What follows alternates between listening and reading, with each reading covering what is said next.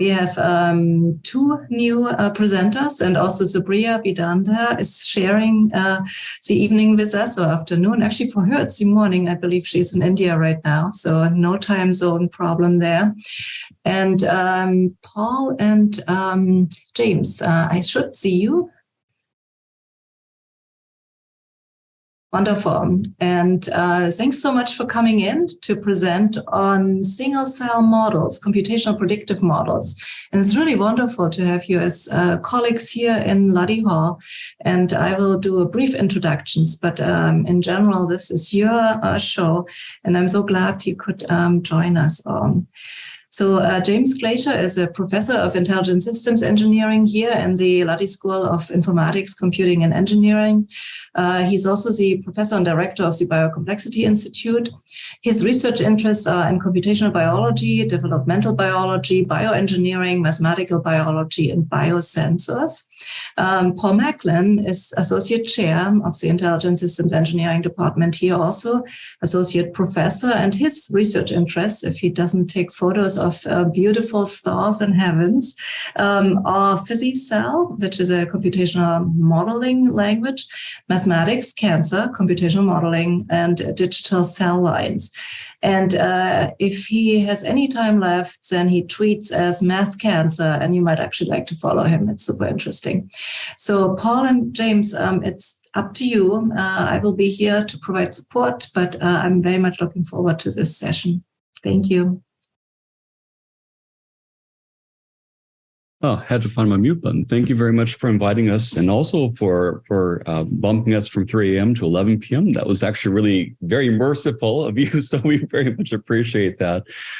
We are so excited to share this with the community here today, and we tried to really work hard to keep this very open to a multidisciplinary community. We know that there's such a breadth of people who are joining us with backgrounds in biology and mathematics and computational modeling, medicine, and also the lay public. And so we wanted to really kind of give a glimpse into this world of computational modeling using tissues, for example, that might be sampled from HubMap and from these tissue atlases, and kind of paint the picture of how these things might come together. And of course, we're always happy to talk in greater depth when we get to questions and answers. And so really, the alternate title for us is going beyond predictive models of individual cells. We are very interested about how individual cell behaviors and decisions really drive the communities of cells that we see. You know, this can be in human tissues, this could be in bacterial colonies, it could be in other systems. And so as scientists, we take a look at complex multicellular ecosystems, and we see, you know, across the board, across realms of biology, starting with things like slime molds, like bacterial colonies, algae colonies, and of course, glands and other things that we see in animal tissues, including our own. We see that cells organize themselves into very complex shapes that are, you know, absolutely critical for the way that they perform as communities of cells. That they can solve problems, that they can find nutrients, they can scout out things, they can build structures. And so the question arises is, how do these individual cells with very limited, you know, ability to sense, with very limited, you know, palette of things that they can do, how do they self-organize and sustain themselves and build and maintain these structures? And so, you know, looking a little bit deeper into that, we see that cells, you know, as complex as they are, they really only do a handful of things. They can grow, they can divide, they can change type, such as by differentiation. Of course, they can die, they can eat things and metabolize them. They can secrete chemical factors and use those to send signals to one another. They can, of course, mutate and move around. And then they have a handful of interactions. They can stick to each other or adhere. They can push each other around mechanically. They can eat each other in predation. They can even fuse so that two cells merge to become one cell. And they can send other signals by contact communication. So really, you know, this very limited palette of individual cell behaviors, along with some limited cell-cell interactions by mechanics and biochemistry, play out in a world with physical constraints. So there are diffusion limits, that they can send out a chemical signal, but it can only travel so far into a tissue before it dissipates. Or if they need building blocks, supplies like glucose or oxygen, those have to arrive from somewhere, from a blood vessel somewhere nearby. And so again, those building supplies can only reach so far into a tissue before they dissipate, in which provides constraints. And of course, cells run up against mechanical barriers that they run against into bone, into tissue, into membranes. And somehow that collection of individual cell behaviors, a very limited palette of individual cell behaviors and cell-cell interactions working in these environments of physical constraints. But if you put 10 to the 2, 10 to the 3, 10 to the 5, 10 to the 9, or more of these cells together, each of these very simple individual behaviors, but somehow complexity arises from that because there are so many combinations of things that these cells can do in ways that they can talk to each other. And when these interactions work, they form these structured tissues, like I showed you in the past page. And when the cells start to lose their rules, let's say they mutate and lose a couple of rules or gain a couple of rules, then they start to kind of misbehave. And one cell misbehaving, interacting with another cell misbehaving, can have these cascading effects that lead to diseases that we see in our tissues. A few cells that ignore the stop commands and start to divide too much become cancer. And then they start sending signals to immune cells that interact in weird ways that they're not supposed to. And so these complex systems can have ripple effects like any complex system. And so what we seek to do is to understand these as complex systems, as multicellular systems, as ecosystems, and say, how do the individual behaviors of individual cells and really their rule sets come together to form working tissues? And can we manipulate that to form the structures that we want to form, say in tissue engineering? And then medicine really is actually kind of like a variant of this question. Say, here's a tissue, and we know a few of the cell types are misbehaving. How can we introduce new signals into that tissue or new behaviors or new players into that tissue that tip the balance back to a working ecosystem, from a broken tissue to a working tissue, from a broken immune system to a working one? And so we're really seeking to understand and engineer the single cell behaviors to drive then and engineer the behavior of these cell ecosystems. And so it's a very complex system.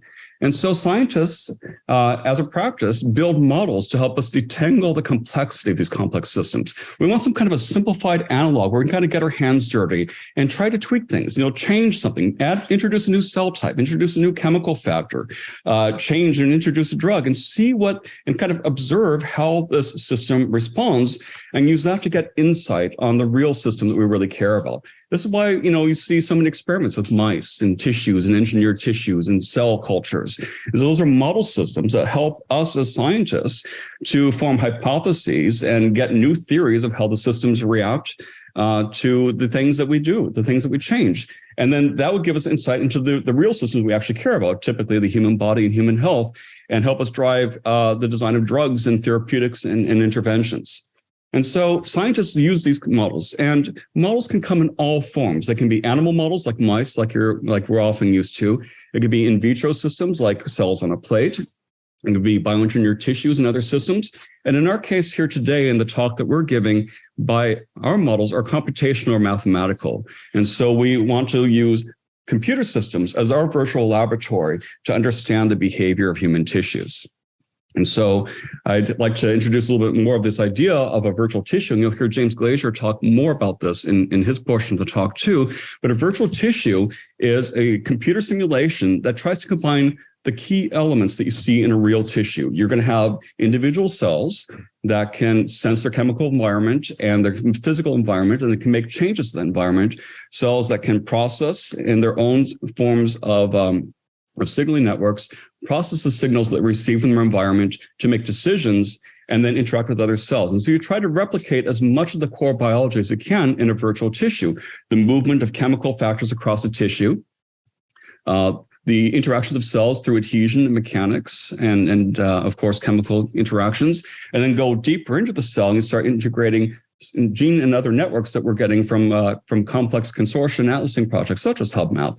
And then you can use these virtual tissues to model all sorts of things, depending upon how you arrange your cells and your hypotheses. And so that's the idea, is to build these virtual tissues as a virtual model system that we can explore to run virtual experiments to get insights about the real world analogs. And so we use agent-based models as kind of the key building block of these virtual laboratory systems.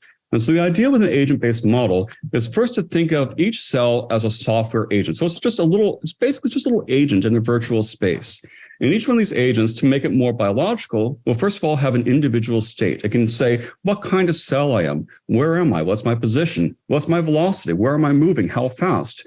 And then we can group together the cell's behaviors as what we call a phenotype, or kind of like the collection of all the parameters governing those processes we talked about cell division, cell cycling, about cell growth and cell death and cell movement. We can bundle those all up together into a vector of parameters called a phenotype, and anything else we need to customize those cell agents to the problem that we're looking at.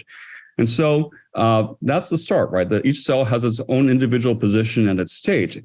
And then on top of that, we layer on functions that help us approximate the biological processes. So we actually have for each cell agent, it has an ability to run through its own cell cycle. It has its ability to grow and shrink. It can stick to each other and do mechanics. It can wander around in the virtual model of cell migration or motility.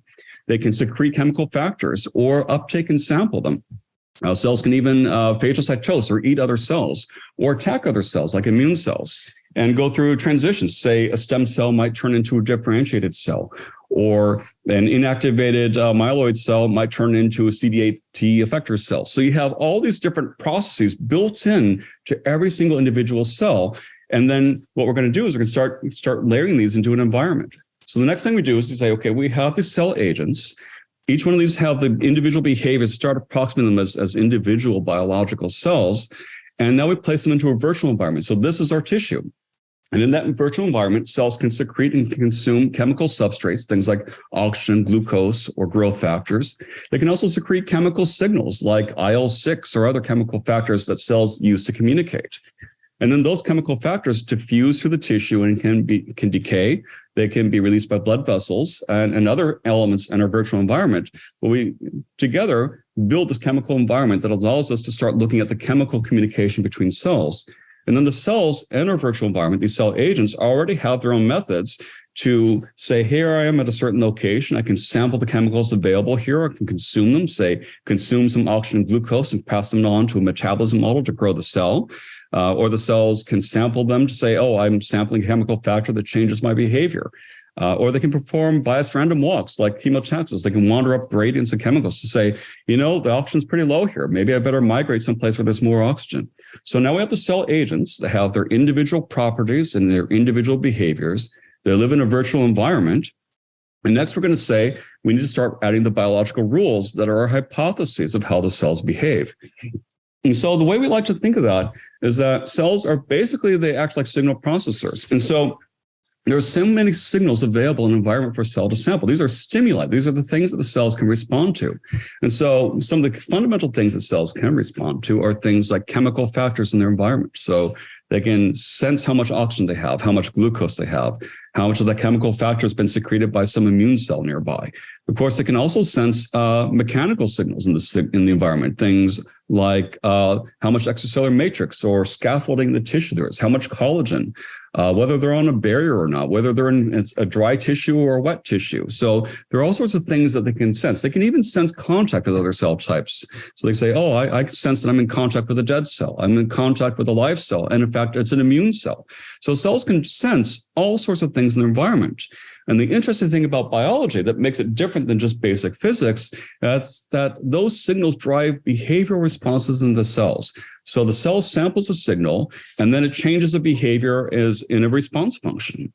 So you might say, for example, when I have more oxygen, I'm going to increase my rate of cell cycling. When I have this growth factor, I might downregulate my cell cycling, or I might increase my motility and start migrating. And so the key to the biology here for us as scientists is to understand and come up with a list of our hypotheses. Say, for this cell type, here are the things that I've worked with biologists that we think that the cells do. And we start writing these out as these signal behavior relationships that say oxygen might increase cell cycle entry, that interferon gamma might increase chemotaxis or cell migration towards that chemical factor. IL-10, another chemical signal, might decrease the rate that the cell attacks other cells in the environment.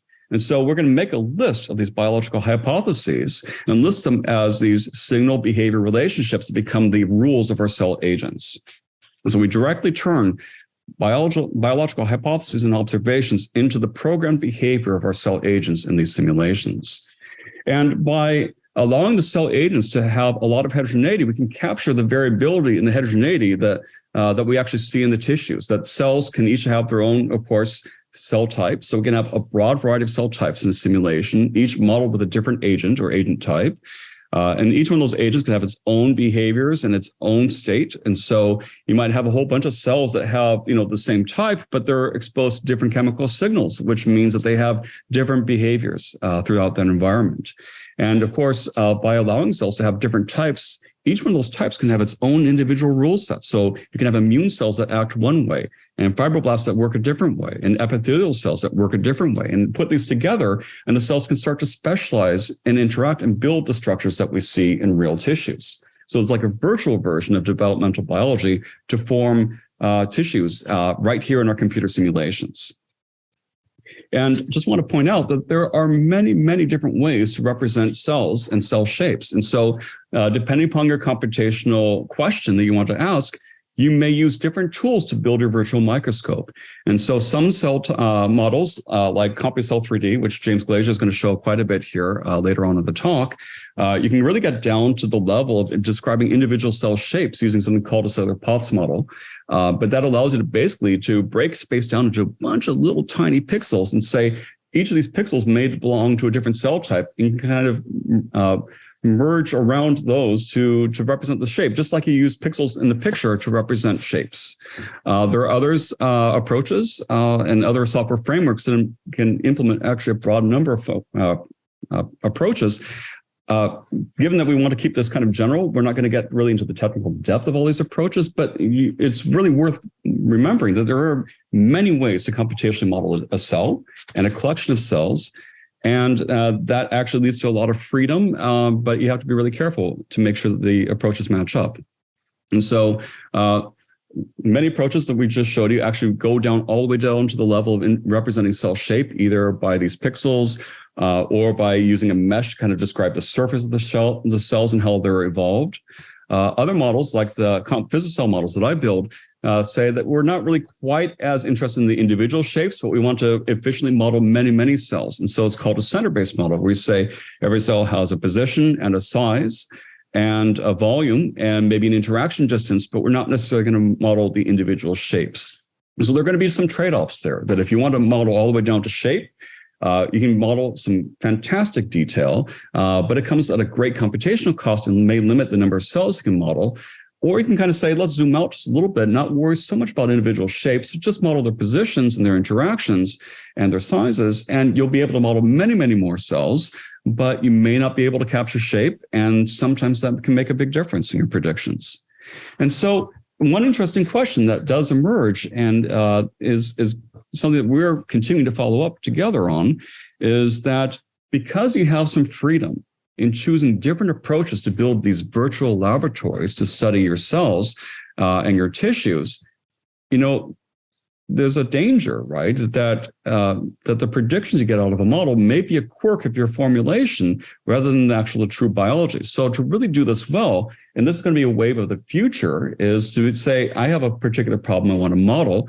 So I'm going to build not just one virtual microscope, but several virtual microscopes. One that uses maybe, say, James Glazier's CompuCell 3D, another one that might use my software for PhysiCell, and maybe a third that uses somebody else's software. And what you would like to see is that different methodologies should give the same biological insights when you're done. If they don't agree, that means that we may be missing some hypotheses, or we might be observing some quirk of one of the computational models. So you may need to rerun the results in multiple systems. And this is actually very true, not just of computational models, but of biological models, that someone might get one insight in a bioengineered tissue and a completely different result in a mouse.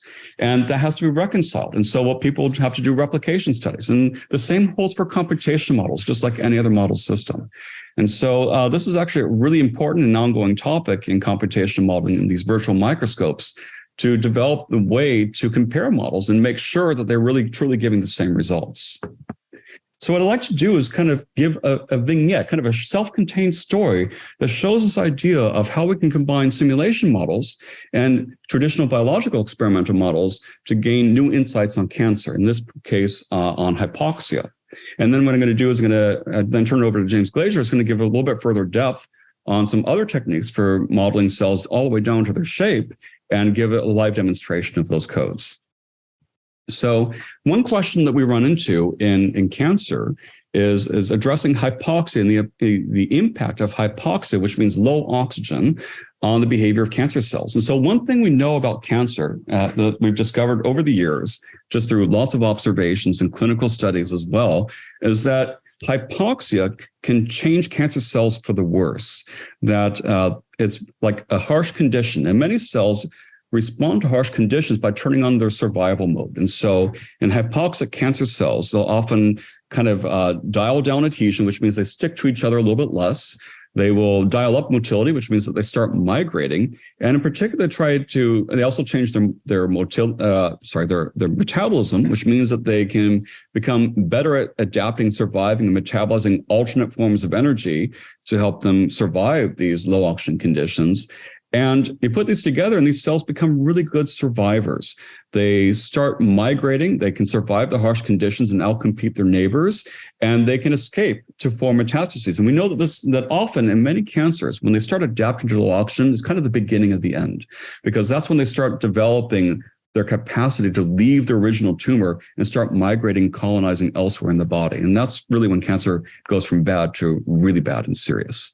And so we know that cells respond in cancer to low oxygen adaptively, and that they can form patterns that you observe. So here's an example of an experiment, a cutaway view of a tumor. And on the outside, the cells have lots of access to oxygen. So these cells are red in this particular system. If you go farther in, the oxygen levels drop, and these cells have been programmed to start glowing green when they become low oxygen or hypoxic. And then you go very farther in, if the cells don't manage to escape low oxygen fast enough, they can actually start to die or become necrotic. So there's this blue stuff over here. And so, we want to understand the role of hypoxia in tumors. And so Danielle Gilkes, who's a biologist over at Johns Hopkins University, developed a really fantastic way to start answering questions about the role of hypoxia in cancer. She developed this really neat experimental system where the cells have been engineered that they glow red under fluorescence when they are normal.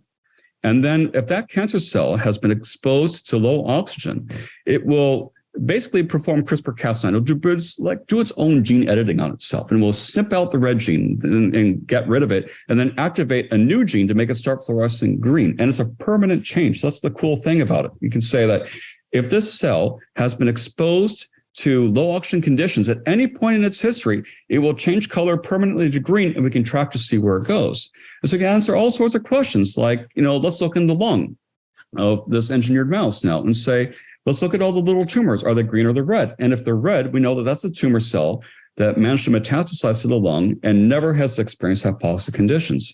And if we see a green tumor in the lungs, that means that we've seen a cancer cell that first did get exposed to these low oxygen conditions, and it drove it to become migratory and arrive in the lung. And so we can answer all sorts of questions with these. And this gives us a way to track the fate of where those hypoxic tumor cells go.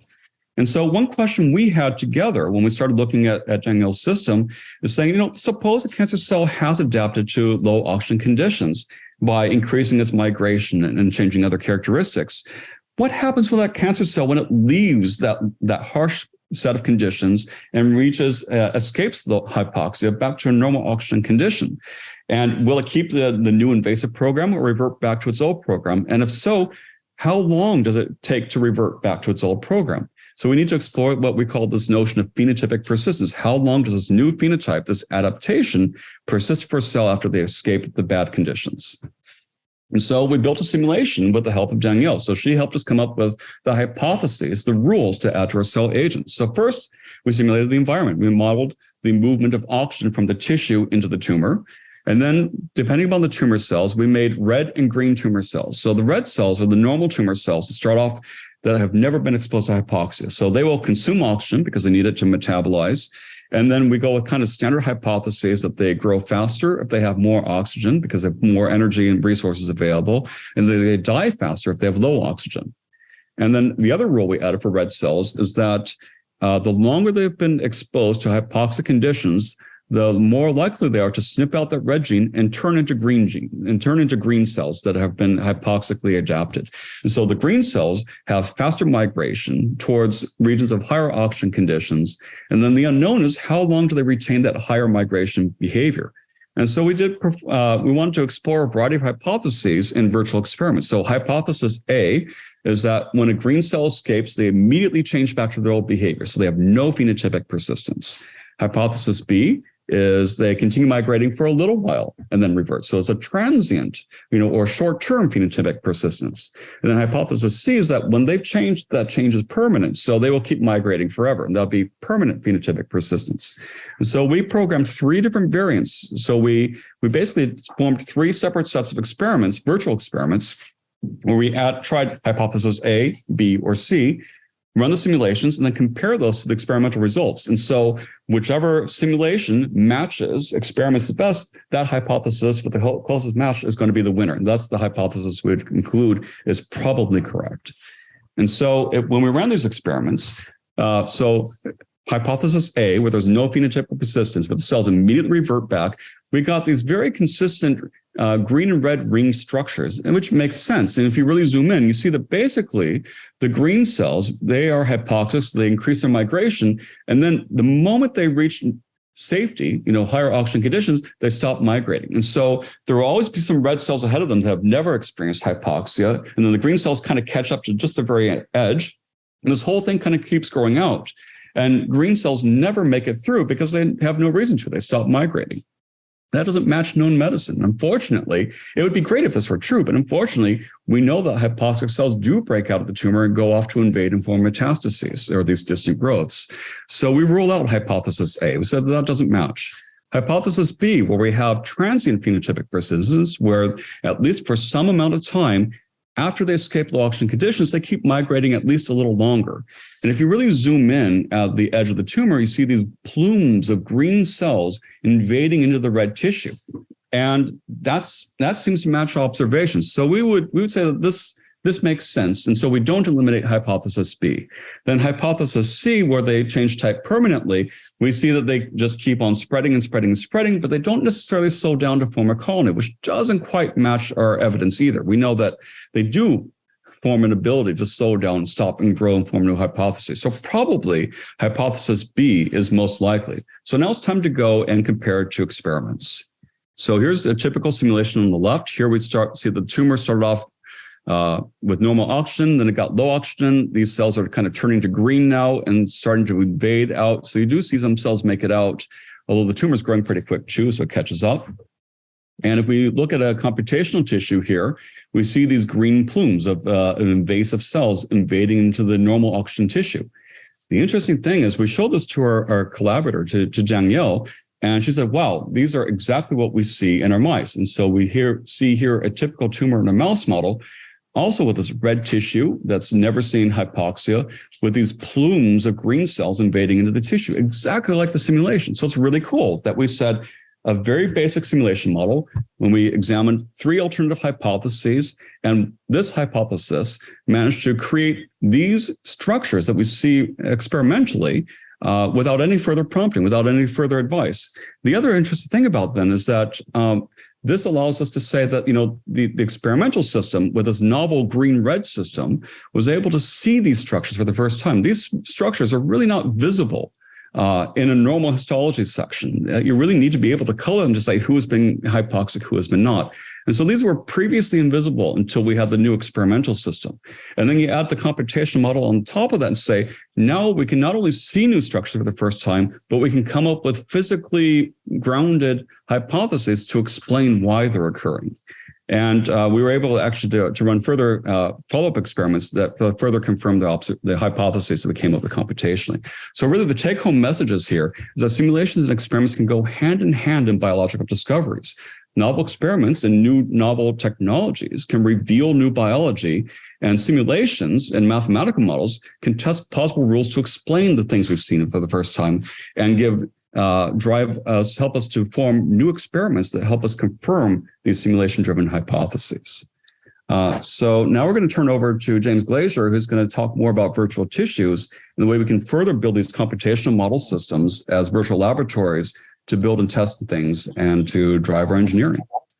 So James, you want to share your screen? Mm-hmm. Okay, thank you, Paul, for that great introduction to multicellular modeling.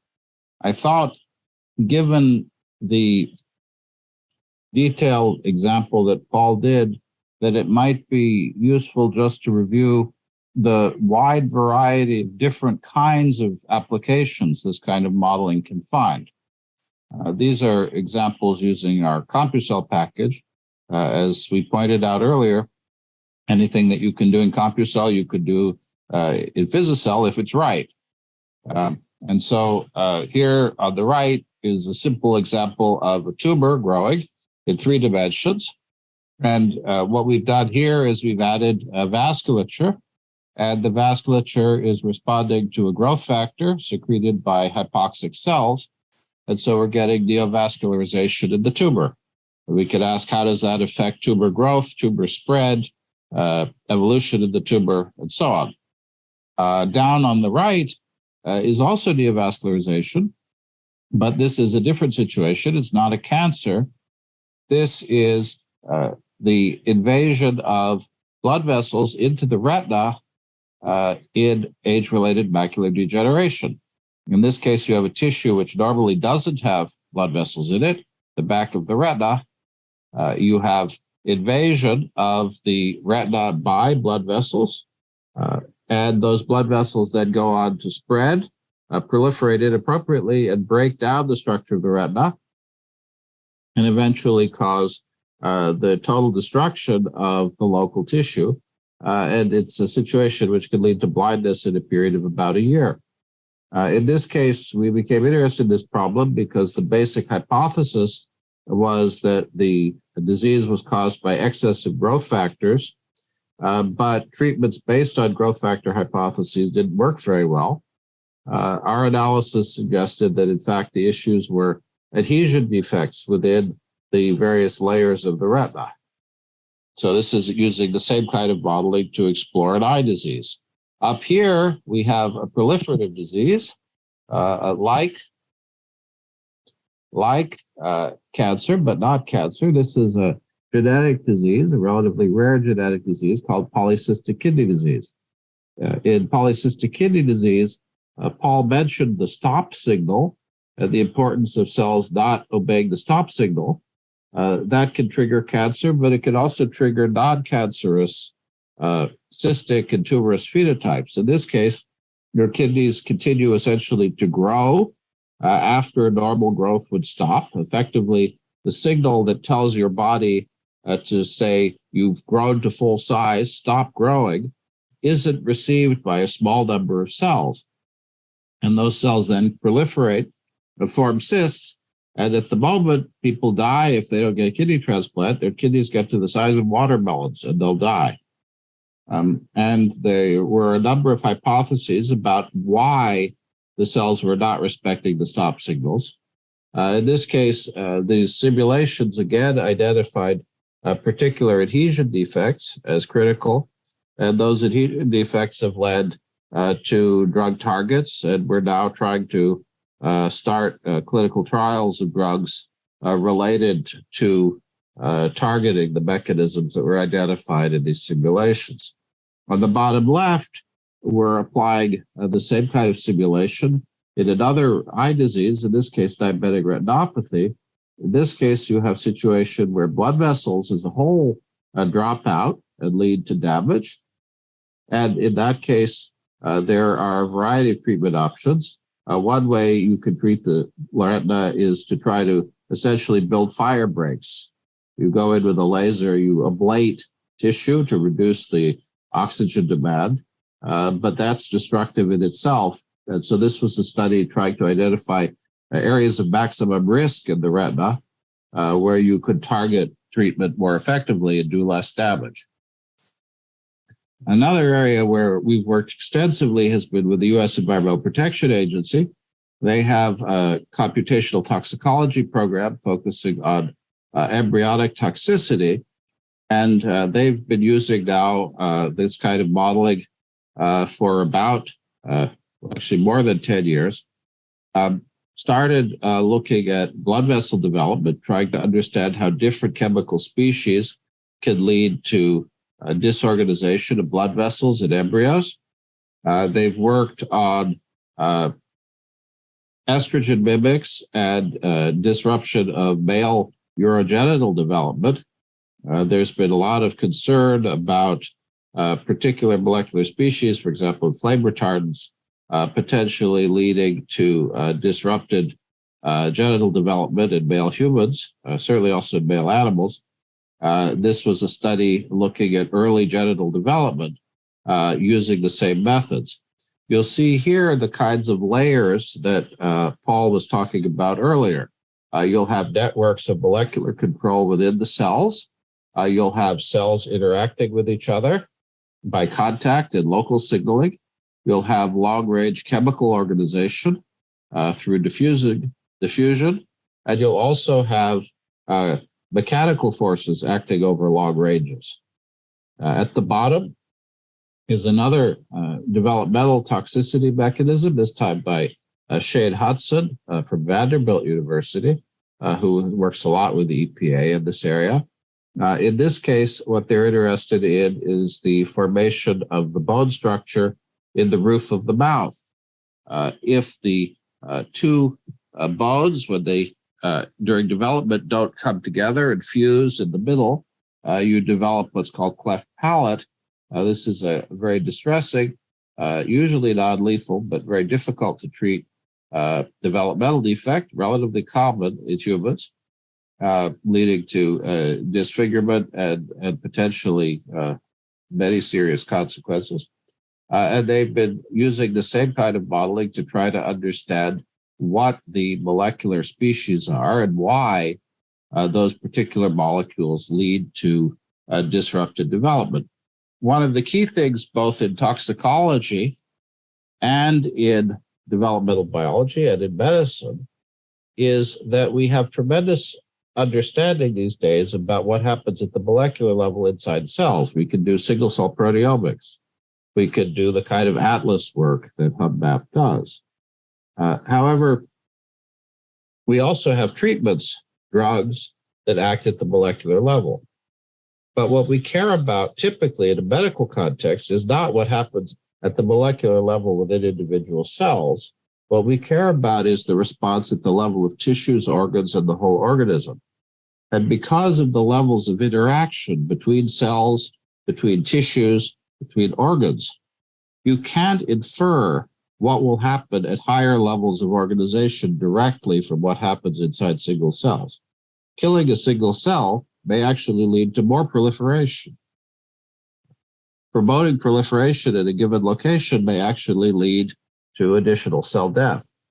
And as a result, molecules that seem to be beneficial at the individual molecule level may not be at the systemic level. This is one reason that at the moment we can do drug discovery with computing pretty well, but we can't predict whether a drug that we've identified as a target will in fact work at the systemic level. It's not possible to do it.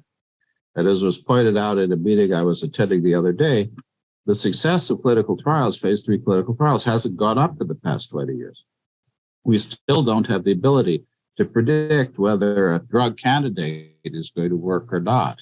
And that's because of these multiple levels of intermediation between the level of control at the molecule and the level of the system, which is what we care about medically. We've also worked, both Paul and I have worked extensively trying to model a viral infection and immune response in epithelial tissues.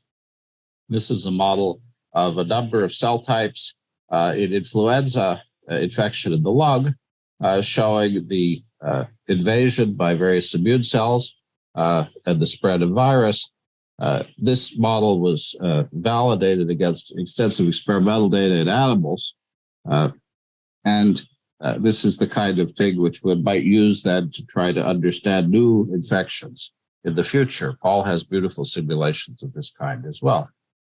One of the things that you can do in this kind of modeling that's difficult in classical so-called PBPK models, which are used extensively in pharma, is that lung infection and immune response aren't spatially uniform. they're highly heterogeneous in space. And so in this particular set of simulations, we were trying to ask the question, if you have non-uniform distribution of an antiviral drug in the lung, what happens? And perhaps unsurprisingly, you need much higher doses of that drug have the same effect at the system level than you would expect looking at single cells. If the antiviral doesn't work even in a few cells, those cells will churn out virus. And so the system control as a whole is not effective. This happens also in cancer. If you have a chemotherapeutic that kills 98% of your cancer cells, you're still in trouble because the remaining cancer cells will come back. So I wanted to give just a few examples very quickly. Paul dug in more detail in the cancer example. I'd like to show you a little bit about what this kind of simulation might look like. I'm going to start out by showing you here the software. Probably we should have shown Paul's PhysiCell homepage. This is the homepage for CompuCell 3D. You can download CompuCell to run on your Mac, your PC, or Linux box. It also has a web version, which I'll show you in a second. And I just wanted to show you very quickly a simple simulation construction to show you what it's like. It's not easy to build these models, but it's not intimidating. As Paul mentioned, the hard part is writing down the biological rules. Once you've identified the biological rules that you want to implement, it's rather easy. It's rather easy to translate those into computing. Whether that computing is done with PhysiCell, CompuCell, Morpheus, or Chase, or other packages, it's actually these days pretty easy to build quite comprehensive simulations once you've decided what you want to simulate. And so I'm going to be using CompuCell 3D again. I showed you the home page. CompuCell 3D, again, is a package that supports multiple kinds of modeling. It consists of two components, a model editor and a model execution environment. And the models are going to be specified in a way we don't have to go into a lot of detail about. Paul mentioned the idea of cells as agents, the things that they do, their properties like cell volume, their interactions like sticking to each other, moving in response to chemicals, absorbing and secreting chemicals, growing, dividing, dying, mechanical properties, which we call links, subcellular and extracellular networks, like gene regulatory networks or signaling networks, and things like chemical fields, electrical fields, and so on. These are all fundamental concepts that would be supported either in PhysiCell or CompuCell. I'm going to show you now very quickly how to build a toy model of a simple set of two cells that are going to grow. Now, in Paul's very beautiful tumor model, the growth is controlled by the availability of nutrients. In our case, we're going to go a little quicker. We're not going to create a chemical field. We're going to assume that the cells grow uniformly. And I'm going to go here. I'm in my model editor. I'll go to CC3D project, new project, and I'll call it toy tumor.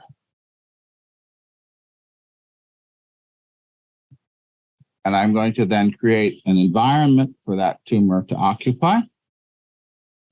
I'm going to create a little group of cells initially that are going to start the simulation. I'm going to create two kinds of cells. I suppose I could call them cancer stem cell and somatic cells, but I'll just call them cell type 1 and cell type 2 for the moment. As Paul was saying, you have these phenotypic lineages or cell types that are very typical. Okay, I'm not going to use a chemical field, although if I'm going to do something sophisticated, I would. And now I'm going to say, what are the properties these cells have? They're going to stick to each other. They're going to grow. They're going to divide. They're going to have a volume because nothing exists in these simulations unless you assert it. And that's really all I need. And now I can hit finish. And I get here I hope it's going to work with Zoom running. Some computer code that I could look at if we had a little bit more time. But I want to make sure that we have time for questions. It specifies this computer simulation. And now I'm going to go in. I'm going to launch the execution engine called Player. And of course, it's going to launch in the wrong window here. Can people see the player window that I moved across? Okay.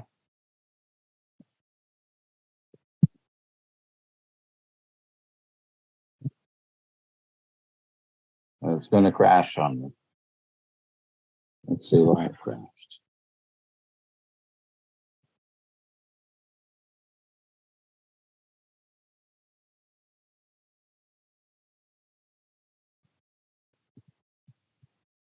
Never do a demo live in the real world. Okay. That was a Zoom issue. So I'm going to show you the simulation in a different share. It's not going to let me share it the way I was going to share. So here is the result of the little simulation we defined. I create an array of my two cell types in an empty environment. Those cells are going to grow. When they reach a targeted doubling volume, reality cell doubling is not so simple, and cell division is not so simple. The cells are going to divide when they reach a doubling volume. And when they divide, one of the daughter cells will change type. And I'll have a simple set of growing cells that will fill my simulation environment. Now, that's not a lot of biology, but it's also not a lot of work to build a model like that. And if we had a little bit more time, I could show you how to take this very simple model, and in a few hours, we could translate it into the model Paul showed. And any one of you could do that. It doesn't take a lot of work. There's a good question here. Your work is helpful for understanding disease progression. Your models also consider circadian control of cell division, metabolism, etc. Well, that's a good question. Paul's already answered it a little bit. Once you have an hypothesis about what rules or mechanisms or networks you want to include, then there are sometimes time-consuming, but nevertheless straightforward ways of including them. But these are constructive models. No mechanism exists in the simulation unless you assert it. So if you have a model of, for example, the circadian clock, and there's some beautiful published models of the circadian clock that you can import, then you could put that in control of cell division.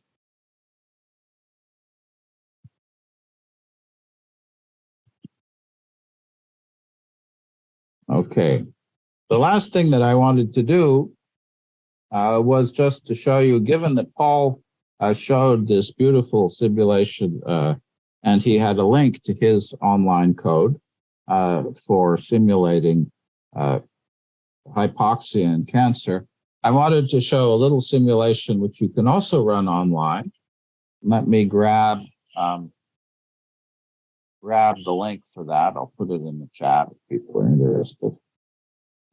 This simulation is also on NanoHub. Anybody can run NanoHub. You do need to create an account, but it's free and it's available to people anywhere in the world.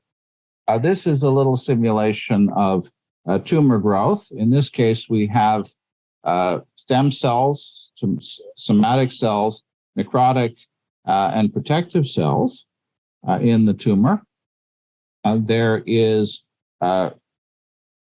going to be a focus on limitation not by nutrient, but by space. This is based on a model of Heiko Enderling from Moffitt Cancer Center.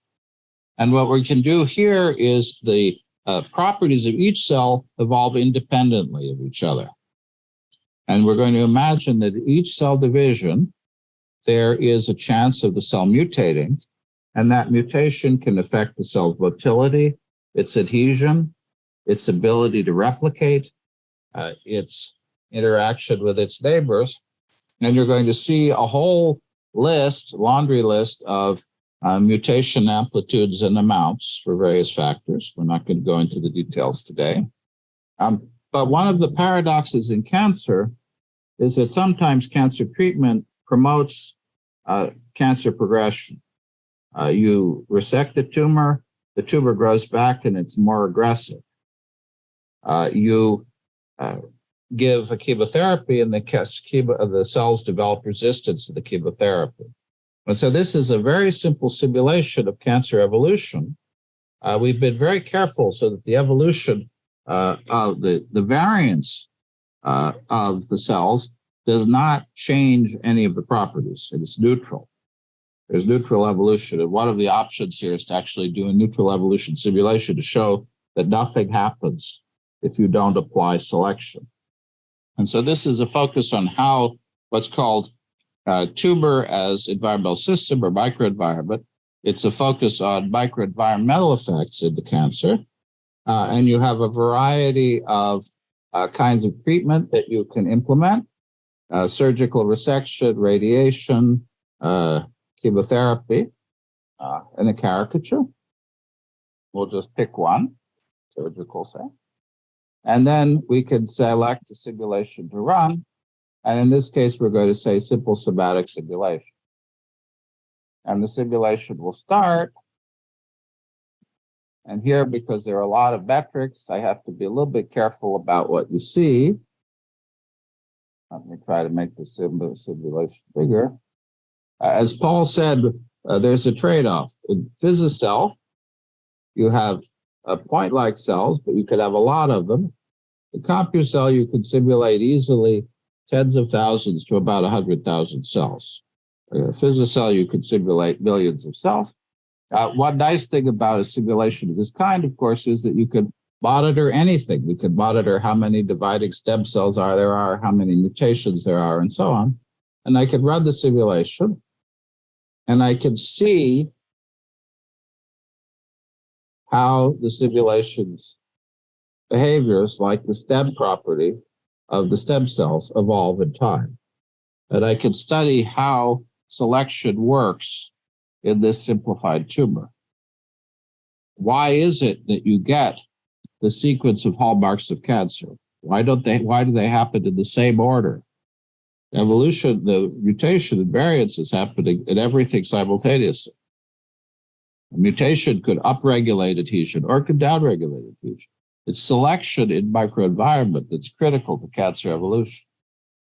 And so we can run a variety of simulations that you can play with to understand how all of these different properties are evolving. And so I hope maybe some of you will go online and try playing with the simulation. The model biological issue, we always have to make assumptions the software could handle. How does one decide what assumptions the modeler should consider? Well, I agree with you completely. One of the things that you'll hear me say many times is that biology is the hard part. Ultimately, the hard part is to decide what it is about the biology that we believe is critical. And one of the challenges is building hypothesis variations that change the list of mechanisms, the list of control. Paul very nicely in his example had 3 hypotheses about the persistence of the change of phenotype. No persistence, finite time persistence, or long time persistence. We could make the same hypotheses about a model of the specific biochemical mechanisms of persistence and add or subtract links in that model. For example, if it was genetic regulatory network or a signaling network, or changing parameters, upregulating or downregulating rates of production, for example, of molecules. Okay, so to bring this back and have time for maybe 1 or 2 questions, ultimately, our hope is that we can take the beautiful but static omics information that's being generated by all of the wonderful Atlas projects going on today. Atlases have given us amazing level of molecular detail at the single cell level, but they're in dead tissue. there are beautiful experiments. For example, this one that is often repeated of Ray Keller's. Sorry, I say Ray Keller because that's a Freudian slip. It's not Ray Keller, of Keller's, where they looked at the movement in living zebrafish embryos of every nucleus of the zebrafish embryo during early development. That's tremendous experimental technique in living tissue. You can't do that in a human embryo. And the number of channels that you could follow in an experiment like that is rather few. You could label the nuclei, maybe the membranes, maybe one or two chemical species. And so we have this great deal of molecular detail, but in dead tissue. And we have this great deal of spatial and dynamic information without a lot of molecular detail in living tissue. Simulations, we hope, can start with those atlases and make them into living simulations that tell us what would have happened to every cell and every tissue in that organism if we hadn't killed it to monitor. And so really that's, I think, the hope. The dream here is to fuse the dynamic imaging that is coming online, the omic static atlas world, and these kinds of simulations. These simulations can bring alive omics maps that begin to help us understand at the individual molecular level how to build living organisms. Thanks very much. I hope we have time for a question or two and turn it over to the organizers.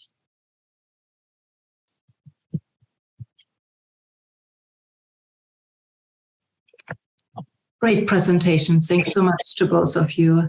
I think there are some more questions in the chat.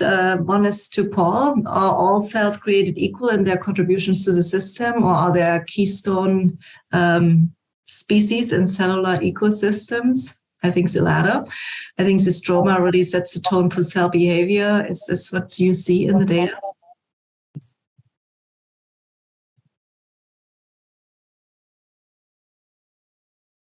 Paul, can you hear us? Sorry, it took me a while to find my mute button. Finally found it. Okay, so this is a great question, and I was typing it, but yeah, we could just answer it. This is like novel.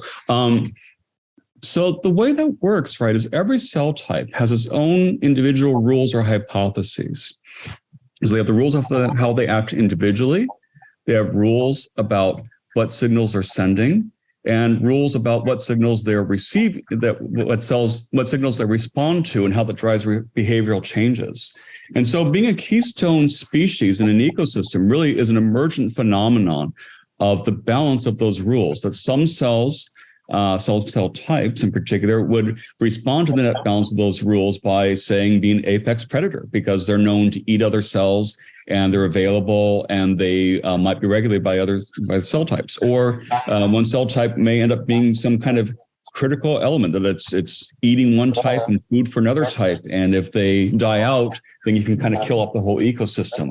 And that's something that you wouldn't know from the individual cells and their individual rules, but by watching the dynamics about how they interact. And so this is really a key part of why we like to build these dynamic models, is to understand the dynamics of these ecosystems. And the structures that we observe in a static cross-section or a pathology stain or say radiologic imaging is really, it can be a very transient thing. And we don't know if we're seeing something that's there in the long term or something that kind of grows and falls apart. Like, think about classical predator-prey systems and, Locke-Volterra type systems.